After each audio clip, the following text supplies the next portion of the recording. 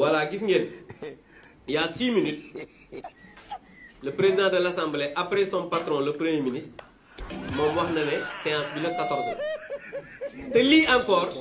c'est une violation flagrante du règlement intérieur. Parce que règlement intérieur daf ne seul maanaam conférence des présidents donc moom moo mën a fixer agenda wu assemblée nationale. xam ngeen ni ñii ñoo yor réew ñun premier ministre bi nga xamante ne nii moom dañ koo nommé ki ñu fal muy deuxième personnalité de l'État. Premier ministre moo annoncé ba pare voilà gis nga article 19 alinéa 2 dafa ne seule la conférence des présidents fixe le calendrier des travaux en commission et en séance plénière de l'Assemblée nationale. xam nga lii dafa leer nañ mais ñun malheureusement yàlla nattooñu ay njiit yoo xamante ni ci violer règlement intérieur ak violer constitution ak te xam naa ne daal ku ñu ne yaa yaree dugg ba mel ne suñu opposition bi ba boo nga xoolaat sa bopp quoi vraiment parce que man mënuma comprendre yow opposition yi ñoom ñi nga xam ne ñoom ñoo fi dajaloon mooy les colonna yi nii quoi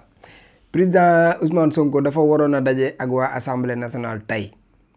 mu ne daf ko reporter ba le 14 mais cause bi waral mu reporter ko ñoom xam nañ ko ñun ñëpp xam nañ ko mooy lan fii ci suñu réew dafa am ay aada yoo xam ne moom moo fi am mooy lan kilifa diine yi ay institution lañ même bu fekkente ne ni nekkul nu mu tuddati conseil constitutionnel moom moo leen def ay institution mais ñun ci suñu ay aada moo leen def ay institution ndax ñun suñu réew mii ñu nekk 95% yi ay musulman lañ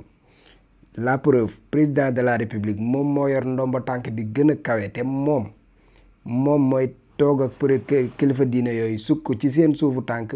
di leen nuyu à part kilifa diine keneen la président dul defal loolu et pourtant binduñu ci constitution bi ne président dafa war a sukk ci kanamu kilifa diine yi waaye ci worma ji nga xam ne ñun sénégalais yi ameel nañ ko kilifa diine ak suñu ay aada suñu ay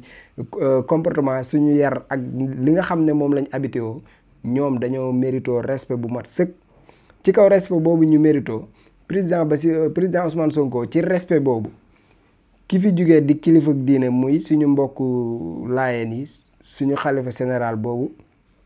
yàlla jële ko fi ñu koy ñaanal yàlla yërëm ko xaare ko àjjana yàlla yéexe ñun ñi fi des yàlla gëjal fi lu mel nii ku mel noonu ku toll noonu jugee ci réew mi président Ousmane Sonko war a jàkkaarloog assemblée bi tey mu ne daf koy dàqandi tuuti fii ak la 14 ñoom ñii nii ñu taxaw ne lu tax président Ousmane Sonko di def loolu ak naan moom moo njëkk a communiqué ba pare président assemblée nationale doog a communiqué yéen fi mu toll nii ay seytaane ngeen bu président Ousmane Sonko waxoon ne day ñëw tey ngeen taxaw ne lan moo tax puusu ko ndax xalifa laayee ni génn àdduna bu doon dafa ñëw tey taxaw ngeen ne lu tax puusu ko mu puus ko ngeen ne lu tax mu koy puus en plus yéen lan moo ci seen yoon bu ko puusee ak bu ko puusul parce que yéen taxaw ngeen ne da ngeen di boycotté doo leen dem loolu ngeen wax yéen comme demoo leen lan moo ci seen yoon. beneen bi ci toppaat mooy yéen xam ngeen li assemblée nationale wax mooy premier ministre dafa war di ñëw assemblée di jàkkaarloo ak député yi ci ay question yéen ñooñu noonu toog ngeen fi 12 ans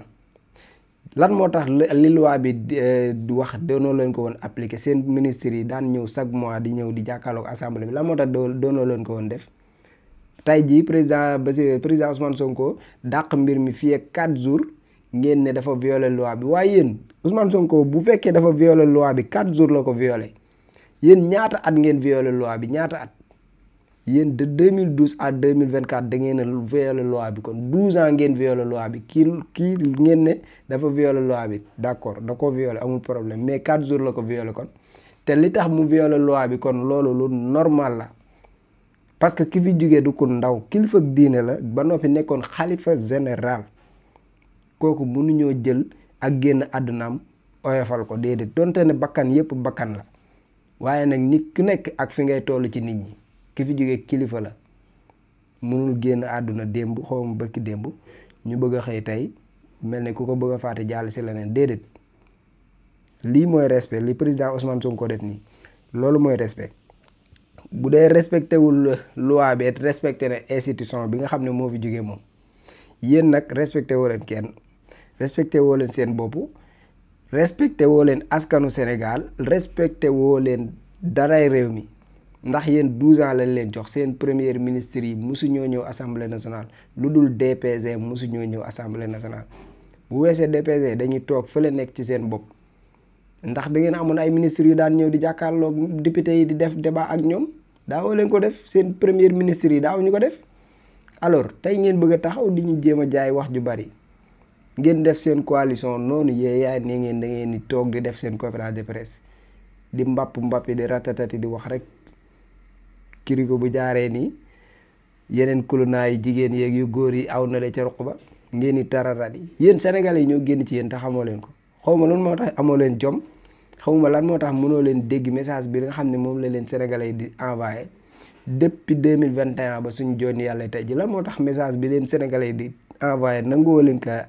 accueillir ngeen lire ko yéen 2021 ba léegi amoo leen ndam ci sénégalais yi saa yoo leen soxlaa loo xam ne ci sénégalais yi lay jógee sénégalais yi dañ leen koy xañ jox ko ñi fi nekk nii 2021 ba léegi nag boo leen bëggee jaay doole ñii sénégalais yi dañuy jóg farag ñii saa yoo leen bëggee taxaw bëgg leen a jaay doole sénégalais yi jóg summee ko farag ñi jàkkaarloog yéen ngeen voté élection sénégalais yi jóg jàmmaarloog yéen faral ñi ngeen jóg bëgg a jabali si ñi fi nekk sénégalais yi jóg faral leen sang leen ba ñu set tegaat leen ne leen doxal leen yéen fi mu toll nii ñan ngeen di waxal parce que li ma gën a métti ci seen i wax mooy boo leen di wax da ngeen naan sénégalais yi yéen yan sénégalais ngeen di waxal seen bopp ngeen di waxal seeni intérêt ngeen di waxal seen waa kër ngeen di waxal seeni famille ngeen di waxal peut-être sax seeni famille ànduñu ci li ngeen di def mais ban Sénégal ngeen di waxal sénégalais yi ñii lañ àndal bi ci topp mooy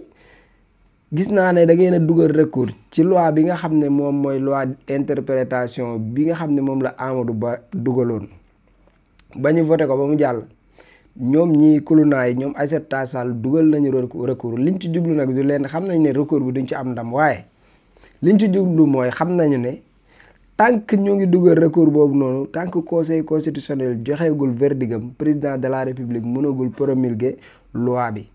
maanaam pour loi bi ñu commencé di ko appliquer dañ koo war a promulguer te tant que promulguer wuñ ko loi bi mënut a jàll te tant que conseil constitutionnel joxewul verdigam ci seen recours bii ñu dugal nii loi bi kenn mënagu ko promulguer léegi nag pour yeexal loolu pour yeexal promulgation boobu moo tax ñu dugal seen recours bi te xam naa ne conseil constitutionnel bu joxee recours am bu joxee verdigam bu leen arrangé wu leen bu amaatee beneen cour bu gën a kawe buñ jàpp ne mën nañ faa demit te yaakaaruma ne am na cour bu gën a kawe conseil constitutionnel mais affaire yu yoon dafa sew bu dee am na tamit xam naa ne dinañ fa demaat lépp luñ ci jublu nag mooy pour yeexal mbir mi mais na ngeen xam ne incha allahu rabbi loi bi jàll na assemblée nationale te day jàll conseil constitutionnel mënoo leen ci dara da ngeen di yeexal affaire bi di ko guddal rek lépp lu ngeen di tiit ci loi bi laa xamul loolu leen ciy tiit ah man da wax dëgg yàlla yéen fi toll li ngeen war a lijjanti dafa bari de ngeen nekk fii di jaxase di sos di kàcc di sos di meew ay mag yi jëmm taloo leen dara ndax politique guddi te politique bëccëg politique suba politique ngoon doo leen may jàmm ñi ak politique nit ñi ñu mën a liggéey tuuti quoi ñi fi nekk yàlla leen fi teg doo leen bàyyi ñu doxal tuuti ba élection sax jub si waat mais yéen politique guddi politique suba politique ngoon jàpp ngeen en otage réew mi yépp ndax seen coow lu bari li ngeen nekkee chaque jour conférence de presse chaque jour ngeen di xaar ma pose ko garaawul quoi chaque jour ngeen di sos quoi am na moo yoo xam ne mënuma ko utiliser daal vraiment mais yéen ay mag yu ñàkk fayda ngeen bàyyi leen yi ngeen nekkee ci réew mi bàyyi leen meew ba àdduna bi yëpp xàmmee leen ay meew da ngeen di dox sax meew du tuuru baax na. bëgg nañu naan ñu ngay woote te kenn jëluñu ay ca ñu daal di dem maa ngi doon wax léegi ñuy gërëm Moussa suñu waaja démb gis naa ko suñu course ba ma ngi koy def ab kii waaw nee na da kii di naanaam daal nee na xanaa yu baree bare saa njóogu man ak Assane buñ koy def doo ko yëg waaye am na yoo xam daal xam naa yëg koo yëgut lu ngeen doon def course maam bañ demoon yooyu moom jàpp na daal ci xelam yu bari ci réew mi ñun buñ koy def maak Assane doo ko yëg te xamul ni Sanjogo joxe jigéen enveloppe bu mag ni dem leen ca mbaam ya ba pare mu naan ñii xanaa ba ñu dem Sanjogo yëgu leen yëg nañu de mu naan sooy bu jóg moom itam toog te xamul ni sooy bu dafa toog ba ñu tuddee ko fa mbaam moom sooy bu taw na sooy boo jël drapeau ba di waaw loolu ji ci jëw léegi sax bu àndee ak dogalu borom bi alaaj wa sallallahu taala ala sayyidina secret Cheikh Sidil Muxtaar ñaan yàlla Cheikh Sidil Muxtaar ibnu Cheikh Mouhamadul Amin ñu ngi toog ak sëtam Cheikh Abdoul Aziz Mbacké borom fas nga xam ne doo ko donnee ci ay maamam di fas gu baax ci néew kattan ak ngóora Cheikh Abdoul Aziz ana fa sunu fas gi. waaw bisimilah sëñ buur fas kii de day fas goo xam ne dañ koo jëlee woon sunu maam Cheikh Sidil Muxtaar dafa amoon genn góor gu ñëwoon te Mbàkke Kajoor doon ko jàmbat ci dawatu bu néew kattan fas la goo xam ne nag dafa bokkoon ci kàggu yi suñ baara yoo xam ne ko jóge woon siirul masoon waaye giñ naa ci yàlla képp koo xam ne nga am jafe-jafe néew kattan moo xam ne ngay sëy di gaaw di yegg mbaas sàkkat delluwaat waxtu woo ko takkee takk léegi gis léegi rek ndax fas gi nag leen rek a koy toj mooy toog ci gën waaye képp ko am jafe-jafe néew kattan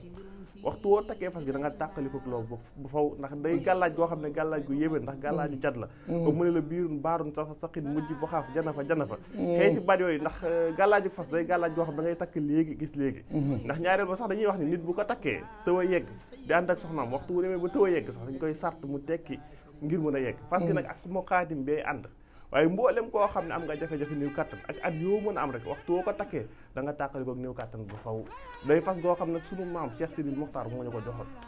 muy lu waay donnu daf lay ruus Cheikh Sidil Muxtaar juróom-ñaareelu xalifa Cheikhul Khadim jàmbaar ja ñaan ko yàlla bi kon yow mee seetaan wooteel ci numéro bii commandé ci fas gi ak fu mën a nekk ci àdduna dana la fa fekk ngir faj say aajo ci néew kattan ci biir néegu sëy am Sidi Lamine Bara moo sañ a fat dàmpamu waaw di leen wax ne nag maa ngi ànd ak Serigne Abdou Aziz Mbacké di ñaankat boobu nga xam ne macha allah lépp lu jëm ci wàllu ngóora yàlla may na ko ci tawfeex boo xam ne ku ci am jafe-jafe rek boo jokkoo ak Serigne Abdou Aziz bu soobee yàlla sa aajo dina faju numéro téléphone bi moo nekk noonu ci suuf mais tamit day ñaan day listixaar kon nag jokkoo leen ak Serigne Abdou Aziz